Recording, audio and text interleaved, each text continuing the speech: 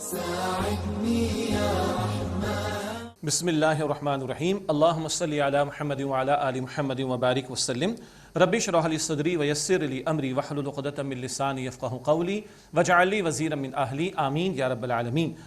ناظرین کرام السلام علیکم ورحمۃ اللہ وبرکاتہ. ہمارے خصوصی طویل پروگرام ہے دورہ ترجمہ قرآن کا. قرآن حکیم کا رواں ترجمہ مختصر تشریح کے ساتھ آپ کی خدمت میں پیش کر رہے ہیں، اور قرآن حکیم کا بہترین قصہ یعنی سورہ یوسف میں سیدنا یوسف علیہ السلام کا جو قصہ ہے وہ زیر مطالعہ ہے. سورہ یوسف کی آیت نمبر 21 سے ہم مطالعہ شروع کریں گے. ان کے بھائیوں نے ان کو کنویں میں ڈالنے کا فیصلہ کیا، وہاں سے قافلے کا گزر ہوا، قافلے کے پانی لانے والے نے ڈول ڈالا، یوسف علیہ السلام باہر تشریف لے آئے اور یوسف علیہ السلام مصر میں لا کے فروخت کر دیے گئے. وہاں کس نے خریدا اور بات کیا آگے بڑھتی ہے، یہاں سے مطالعہ آگے بڑھا رہے ہیں. سورہ یوسف کی آیت نمبر 21. اعوذ باللہ من الشیطان الرجیم. بسم اللہ الرحمن الرحیم. وقال الذی اشتراه من مصر لامرأته اکرمی مثواه. اور مصر کے جس شخص نے ان کو خریدا اس نے کہا اپنی بیوی سے کہ انہیں عزت و اکرام کے ساتھ رکھو. عسیٰ ان ینفعنا او نتخذہ ولدا. شاید کہ یہ ہمیں نفع پہنچائے یا ہم اسے بیٹا بنا لیں.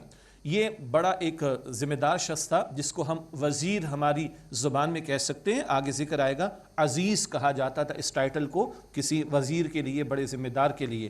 لگتا ہے کہ شخص کی کوئی اولاد نہ تھی اور یوسف علیہ السلام کو اس سے خرید لیا اور اپنی بیوی سے کہا کہ اکرام کے ساتھ رکھو، شاید یہ ہمیں نفع پہنچائے یا ہم اسے بیٹا بنا لیں. حقیقی بیٹا تو نہیں ہوگا، منہ بولا بیٹا ہوگا، لیکن نقطہ ایک خاص وجہ سے ذکر کیا گیا، آگے بات آئے گی انشاءاللہ. وَكَذَلِكَ مَكَّنَّا لِيُوسُفَ فِي الْأَرْضِ. اور اسی طرح ہم نے یوسف علیہ السلام کو سرزمین مصر میں جگہ عطا فرمائی، مراد ٹھکانہ.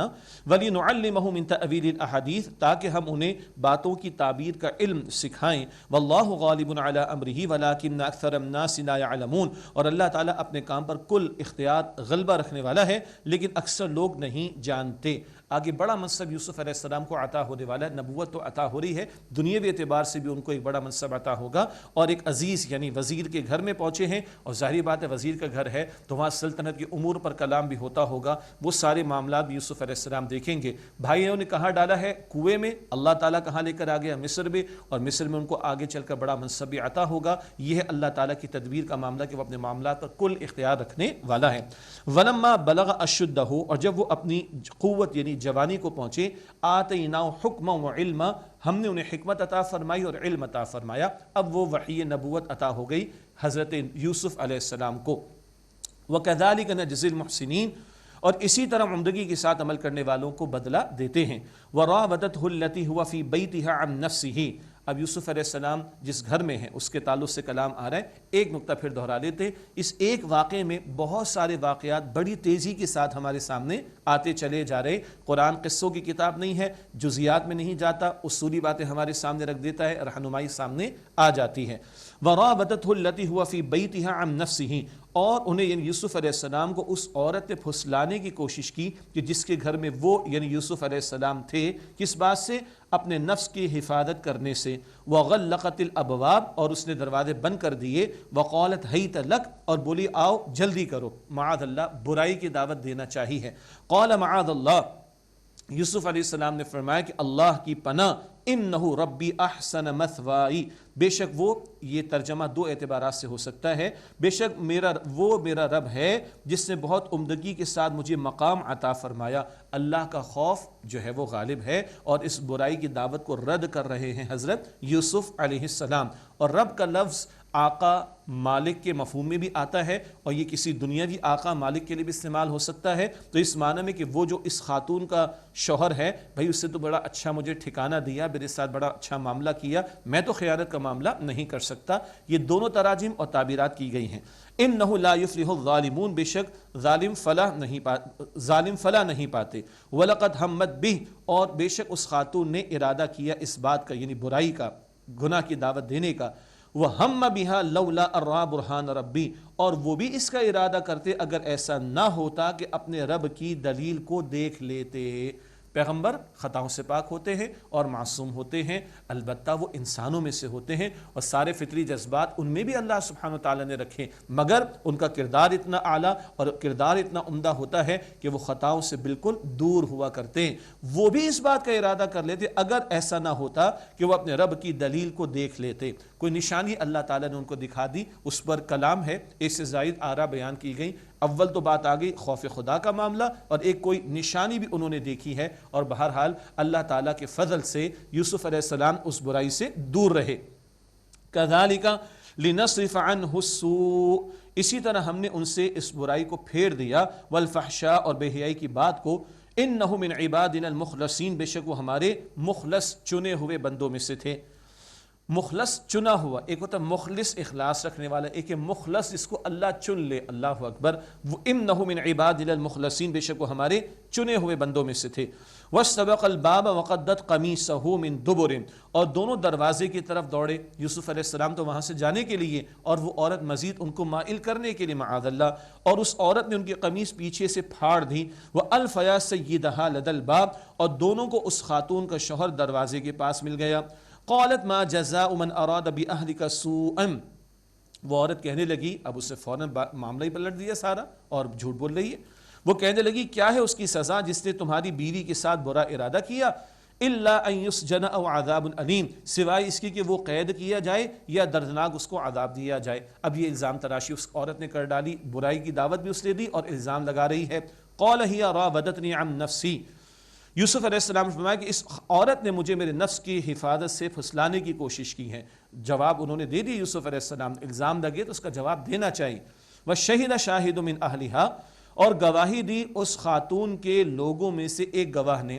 وہ گواہی کس نے دی ہے اس پر تفصیلی کلام روایات میں ملتا ہے، البتہ کوئی سمجھدار آدمی تھا جس نے گواہی دی، بڑی زبردست گواہی دی۔ کیا؟ ان کان قمیص قد من قبل فصدقت وهو من الكاذبین، کہ اگر ان کی قمیص آگے سے پھٹی ہو تو وہ سچی ہے اور یہ یوسف جھوٹوں میں سے ہیں معاذ اللہ، اگر آگے سے قمیص پھٹی۔ وَإِن كَانَ قَمِيصُ قُدَّ مِن دُبُرٍ، اور اگر ان کی قمیص پیچھے سے پھٹی ہوئی ہے، فَكَذَبَتْ، تو وہ عورت جھوٹی ہے، وَهُوَ مِنَ الصَّادِقِينَ، اور وہ یوسف سچوں میں سے ہوں گے۔ فَلَمَّا رَأَىٰ قَمِيصَ قُدَّ مِن دُبُرٍ، تو جب ان کی قمیص، یوسف علیہ السلام کی مراد قمیص پیچھے سے پھٹی ہوئی دیکھی، قَالَ، تو اس شخص نے کہا، اس عورت کے شوہر نے، إِنَّهُ مِن كَيْدِكُنَّ، بے شک یہ تم عورتوں کا فریب ہے، ان کیدکن عظیم، بے شک تمہارا فریب تو بہت بڑا ہے۔ یہ ساری عورتوں کے بارے میں کلام نہیں ہو رہا، یہ تو اس شخص نے ایک بات کہہ دی ہے اپنی عورت، اپنی اس بیوی کے اس برے طرز عمل پر کہ تمہارا فریب تو بہت ہی بڑا ہے۔ نوٹ کیجئے گا، گواہی تو بہت عمدہ آ گئی، ایک اور گواہی بھی ہے جو یہاں پوشیدہ ہے۔ کس کی قمیص پر کلام ہو رہا ہے؟ یوسف علیہ السلام کی۔ معاذ اللہ معاذ اللہ معاذ اللہ، اگر کوئی برائی کا اقدام ہوا ہوتا تو عورت کی قمیص پر بھی تو کوئی اثرات ہوتے، اس عورت کی قمیص تو ڈسکشن میں آئی نہیں رہی ہے۔ یہ ساری گواہیاں کس کے بارے میں آ رہی ہیں؟ حضرت یوسف علیہ السلام کی پاک دامنی کے بارے میں۔ یوسف اعرض عن ھذا، اے یوسف اس معاملے کو جانے دو، واستغفری لذنبک، اور اے عورت تم اپنے گناہ کی بخشش مانگو، انک کنت من الخاطئین، بے شک تم ہی خطا کاروں میں سے ہو۔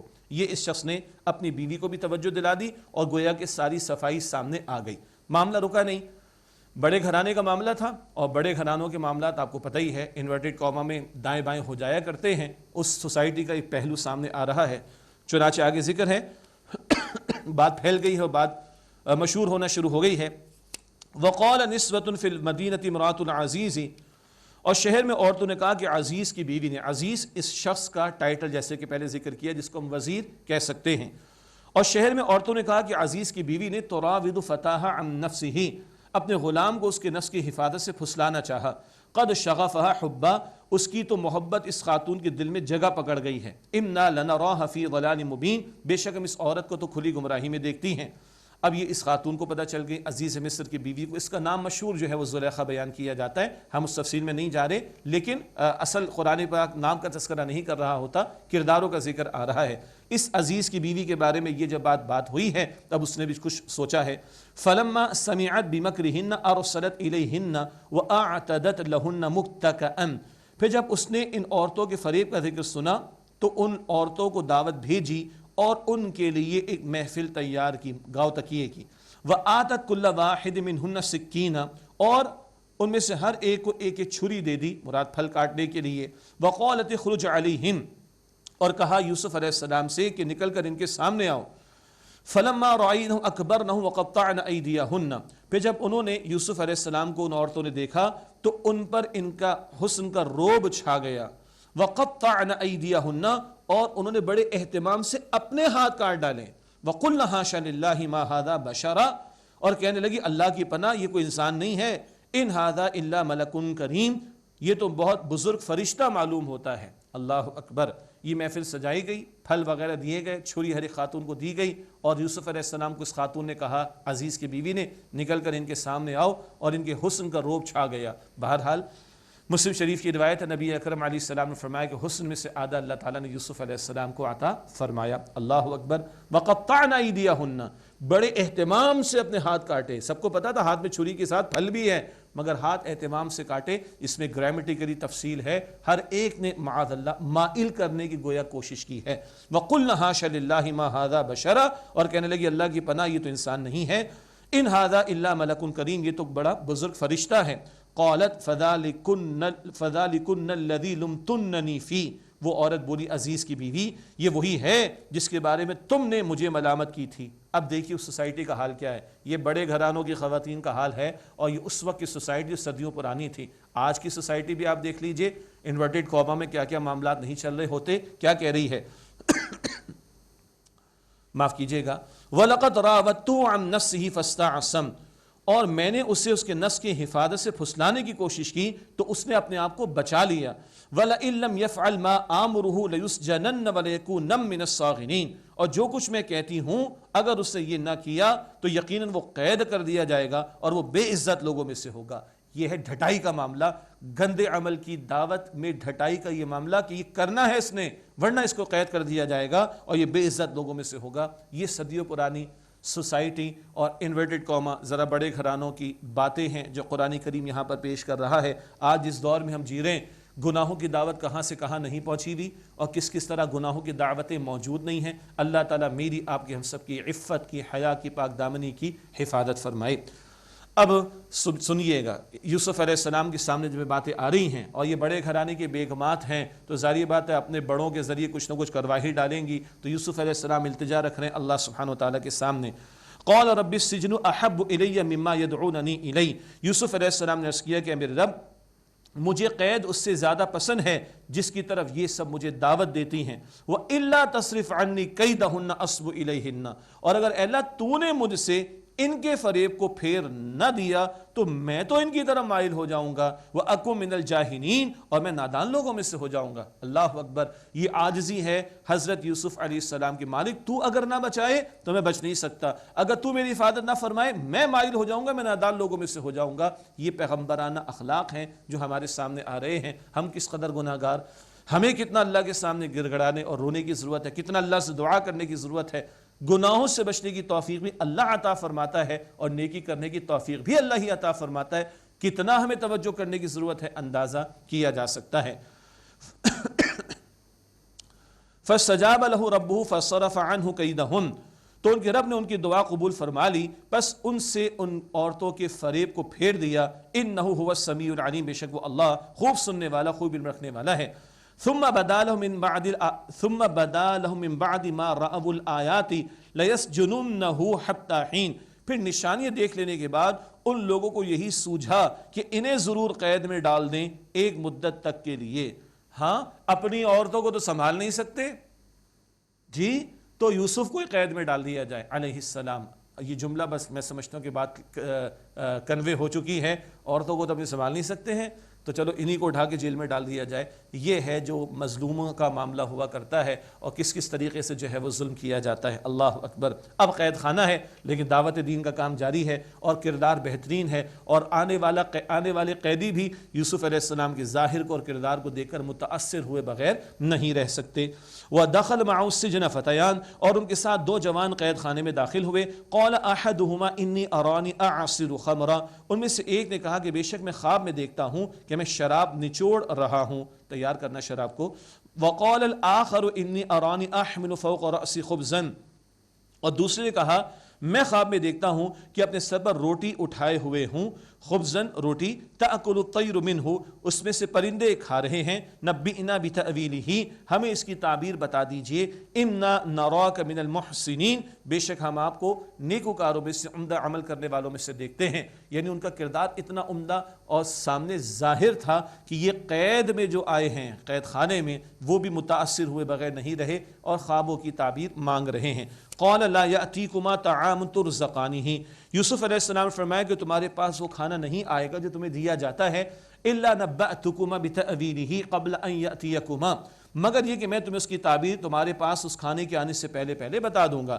ذالکما مما علمنی ربی، یہ اس علم میں سے ہے جو میرے رب نے مجھے سکھایا ہے، اور یہ ٹائم لیا ہے یوسف علیہ السلام نے، کھانا تو ابھی آئے گا نا، بس اس وقت تک تعبیر بتا دوں گا، اور یہ جو میں بتا رہا ہوں یہ میرے رب کا عطا کردہ علم ہے، پیغمبر کی عاجزی بھی اور ہمارے لیے رہنمائی بھی۔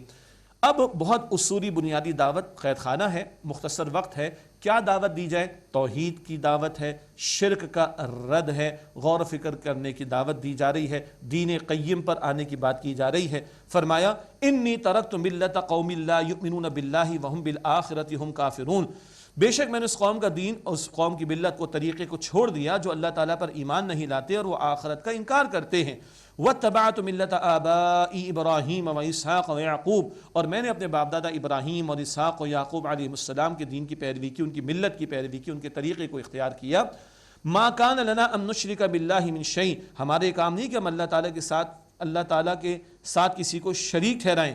ذالک من فضل اللہ علینا وعلی الناس، یہ ہم پر اور لوگوں پر اللہ تعالیٰ کا فضل ہے، اس کی توفیق سے ہی بندہ شرک سے بچے گا، اس کی توفیق سے ہی بندہ توحید پر کاربند رہے گا۔ ولیکن اکثر الناس لا یشکرون، لیکن اکثر لوگ شکر ادا نہیں کرتے۔ اب غور و فکر کی دعوت، سرچنگ کوسچن کا انداز، اپنے اندر جھانک کر دیکھو اور تلاش کرو جواب کو۔ یا صاحبی السجن اارباب متفرقون خیر ام اللہ الواحد القہار، اے میرے قید کے ساتھیوں، کیا جدا جدا کئی معبود بہتر ہیں یا ایک اللہ جو کہ سب پر غالب ہے وہ بہتر ہے؟ ما تعبدون من دونه الا اسماء سمیتموها انتم وآباؤکم، تم نہیں عبادت کرتے مگر کچھ نام ہے جو تم نے تراش لیے ہیں تمہارے باپ دادا نے۔ ما انزل اللہ بها من سلطان، اللہ تعالیٰ نے ان کے لیے کوئی دلیل نازل نہیں فرمائی۔ ان الحکم الا للہ، حکم کا اختیار تو فقط اللہ سبحانہ وتعالیٰ کے لیے ہے۔ توحید کے دو پہلو ہیں، ایک نظری اللہ کو ایک ماننا، ایک عملی اللہ ہی کا حکم ماننا، انفرادی اجتماعی معاملات زندگی میں اس کی حاکمیت کو بھی تسلیم کرنا۔ ان الحکم الا للہ، حکم کا اختیار فقط اللہ سبحانہ وتعالیٰ کے لیے ہے۔ امر اللہ تعبدوا الا ایاہ، اس سے حکم دیا کہ اس کے سوا کسی کی عبادت نہ کرو۔ ذالک الدین القیم ولکن اکثر الناس لا یعلمون، یہی سیدھا درست دین ہے لیکن اکثر لوگ علم نہیں رکھتے۔ یہ بنیادی دعوت آ گئی، اپنا تعارف بھی کرا دیا، توحید کی دعوت آ گئی، شرک کی نفی ہو گئی، غور و فکر کی دعوت دے دی گئی، بس مختصر لفظ الفاظ میں بہترین دعوت سامنے آ گئی۔ اب وہ تعبیر بتائی جا رہی خواب کی۔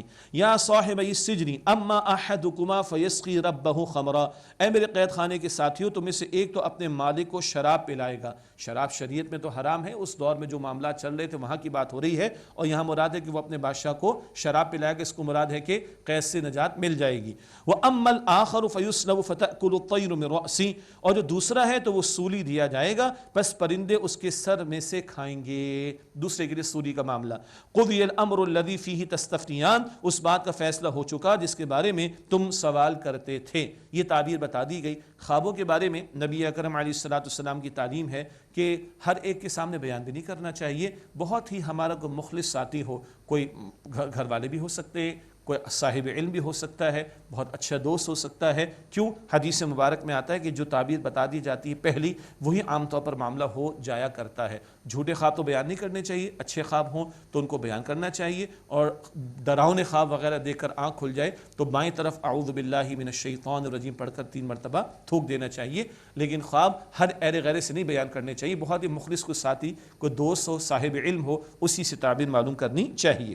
وَقَالَ لِلَّذِي ظَنَّ أَنَّهُ نَاجٍ مِّنْهُمَا، اور یوسف علیہ السلام نے ان دونوں میں سے جس کے متعلق گمان کیا کہ وہ بچ جائے گا، اس سے کہا اذکرنی عند ربک، اپنے مالک مراد بادشاہ کے سامنے میرا ذکر کرنا۔ فانساه الشیطان ذکر ربہ فلبث فی السجن بضع سنین، پس شیطان نے اس شخص کو اپنے مالک سے ان کا ذکر کرنا بھلا دیا تو وہ قید خانے میں چند برس رہے، تقریباً 7 برس قید خانے میں رہے۔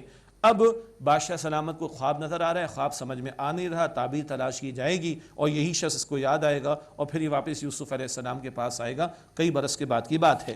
وقال الملک انی ارى 7 بقرات سمان، اور بادشاہ نے کہا کہ میں دیکھتا ہوں کہ 7 موٹی تازی گائیں ہیں، یأکلہن 7 عجاف، انہیں 7 دبلی پتلی گائیں کھا رہی ہیں، وَسَبْعَ سُنبُلَاتٍ خُضْرٍ، اور 7 سبز خوشے ہیں، وَأُخْرَ یابسات، اور دوسرے 7 خشک خوشے ہیں۔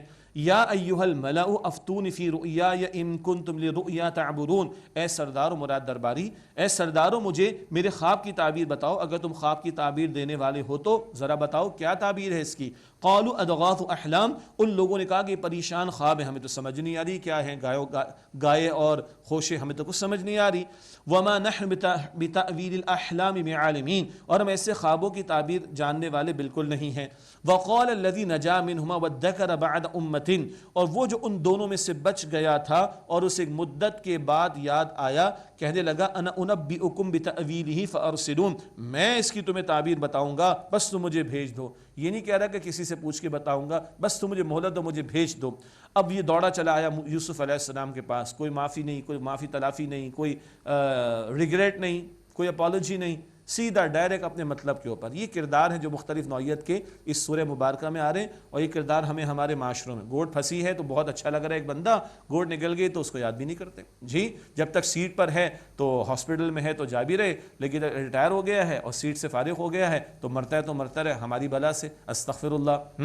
یہ کردار ہمارے معاشروں کے قرآن پاک ہمارے سامنے رکھ رہا ہے۔ اب یہ دوڑا چلایا قید خانے میں یوسف علیہ السلام کے پاس، یوسف ایھا الصدیق، اے یوسف اے بڑے سچے، افتنا فی 7 بقرات سمان یأکلہن 7 عجاف و7 سنبلات خضر واخری یابسات، ہمیں خواب کی تعبیر تو بتاؤ، 7 موٹی تازی گایوں کو کھا رہی ہیں 7 دبلی پتلی گائیں، اور 7 خوشے سبز ہیں اور دوسرے 7 خشک، لعلی ارجع الی الناس لعلہم یعلمون، تاکہ میں لوگوں کے پاس لوٹ کر جاؤں شاید کہ وہ آگاہ ہو جائیں اور اس تعبیر سے بھی آگاہ ہو جائیں اور آپ کی قدر و منزلت کو بھی پہچانیں۔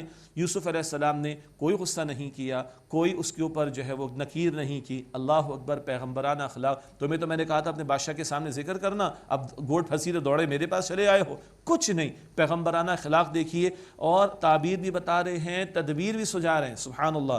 قال تزرعون 7 سنین دأبا، انہوں نے فرمایا کہ تم 7 سال لگاتار کھیتی باڑی کرو گے، فما حصدتم فذروه في سنبله الا قليلا مما تأكلون، پھر جو تم کاٹو تو اسے اس کے خوشے میں چھوڑ دو مگر تھوڑا جتنا تم اس میں سے کھا لو۔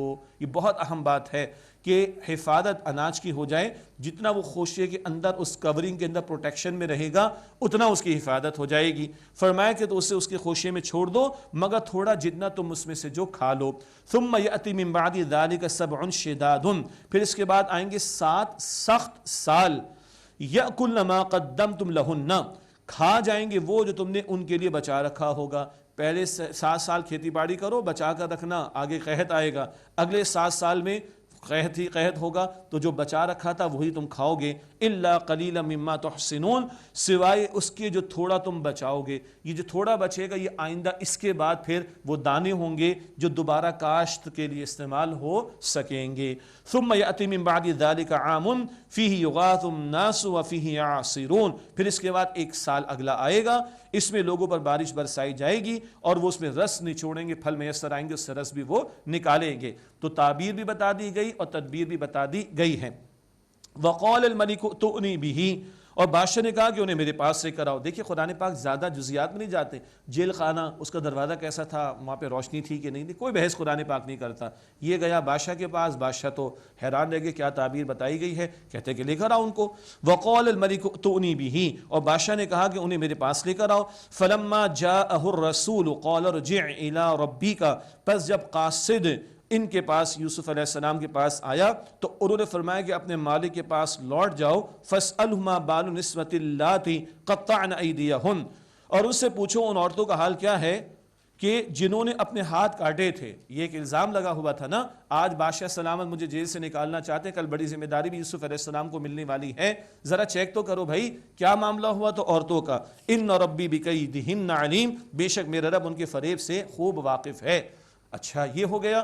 بڑے گھرانے کی بیگمات ایک ہی مقام پر اکثر رہا کرتے ہیں، تو سب کو جمع کر لیا گیا۔ بادشاہ سلامت نے پوچھا قال ما خطبکن اذ راوتن یوسف عن نفسی، بادشاہ نے عورتوں سے پوچھا تمہارا کیا معاملہ تھا واقعتاً جب تم نے یوسف کو اس کے نفس کی حفاظت سے پھسلانے کی کوشش کی؟ قلنا حاشا للہ، بولی اللہ کی پناہ، ما علمنا علیہ من سوء، ہم نے ان میں کوئی بھی برائی نہیں پائی۔ اللہ اکبر، یہ ساری عورتوں نے یوسف علیہ السلام کے کردار کی گواہی دی۔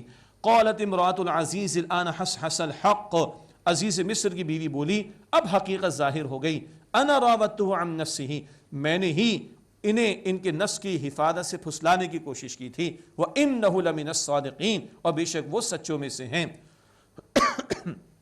اس واقعے میں جو بہت سارے کردار آ رہے، کلوزنگ بڑی اچھی آ رہی ہے۔ ان عورتوں نے برائی کی دعوت دینا چاہیے، انہوں نے بھی اعتراف کر لیا کہ کوئی کردار میں کمی کوتاہی نہیں، بہترین کردار۔ اس عورت نے تو برائی کی دعوت کی انتہا کر دی تھی، اب وہ بھی اعتراف کر رہی کہ مجھ سے غلطی ہوئی، اور وَإِنَّهُ لَمِنَ الصَّادِقِينَ، اور بے شک وہ یوسف سچوں میں سے ہیں علیہ السلام۔ ذَلِكَ لِيَعْلَمَ أَنِّي لَمْ أَخُنْهُ بِالْغَيْبِ، یہ اس لیے تھا تاکہ وہ جان لے کہ میں نے پیٹھ پیچھے اس کی کوئی خیانت نہیں کی۔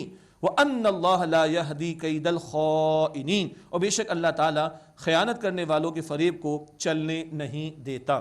ایک رائے تو یہ ہے کہ یہ یوسف علیہ السلام کا قول ہے، اور وہ جو عزیز تھا اس کی غیر موجودگی میں کوئی خیانت کا معاملہ نہیں ہوا، اور اللہ تعالیٰ خیانت کرنے والوں کو کامیاب ہونے نہیں دیتا۔ ایک رائے دوسری بھی ہے کہ یہ عورت اب اعتراف کر چکی ہے جو عزیز کی بیوی تھی، اور اس نے کہا کہ اب جو یوسف کہیں غیر موجودگی ہے ان کی، یعنی وہ ابھی جیل میں ہے، میں نے پیچھے سارے معاملے کو بتا دیا اور اب میں نے خیانت کا معاملہ نہیں کیا۔ یہ دونوں آراء بیان کی گئی ہیں، باقی ان پر تفصیلی مباحث ہیں، اس کا یہاں پر موقع نہیں ہے۔ ناظرین کرام، اسی کے ساتھ آج کا مطالعہ ہم مکمل کرتے ہیں اور اللہ کے حضور دعا ہم بھی کر لیتے ہیں۔